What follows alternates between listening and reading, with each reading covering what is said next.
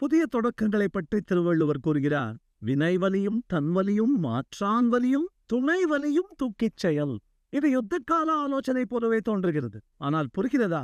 வணிக உலகிலும் start ups உலகிலும் எப்போதும் யுத்த காலமே. ஸ்டார்ட் அப் ஆலோசகர்கள் எப்பொழுதும் இதையே கூறுவார்கள். முதலில் தீர்வை தேடி அலைந்து கொண்டிருக்கும் ஒரு நல்ல பிரச்சனையை தேர்ந்தெடுக்க வேண்டும். பிறகு அதை செய்ய உங்களுக்கு நிஜமாகவே திறமை இருக்கிறதா என்று நேர்மையாக ஆலோசித்தல் வேண்டும். இல்லையெனில் சரியான அணியை உருவாக்க வேண்டும். போட்டியாளர்கள் நிறைந்த செந்நிறக் கடலில் குதிப்பது சிக்கலையே கொண்டு வந்து சேர்க்கும். எனவே ஒரு தனித்துறையை கண்டுபிடித்து அதில் சர்வாதிகாரியாக முடியுமா என்று பாருங்கள். இறுதியாக சரியான கூட்டாளியின் முக்கியத்துவத்தை நாம் ஒருபோதும் குறைந்து மதிப்பிட்டு விடக்கூடாது. உங்கள் சொந்த கூட்டாளிகளை மதிப்பிடுங்கள். மேலும் உங்கள் எதிரிகளுக்கு கிடைக்கும் மறைமுக ஆதரவையும் கண்டறியுங்கள்.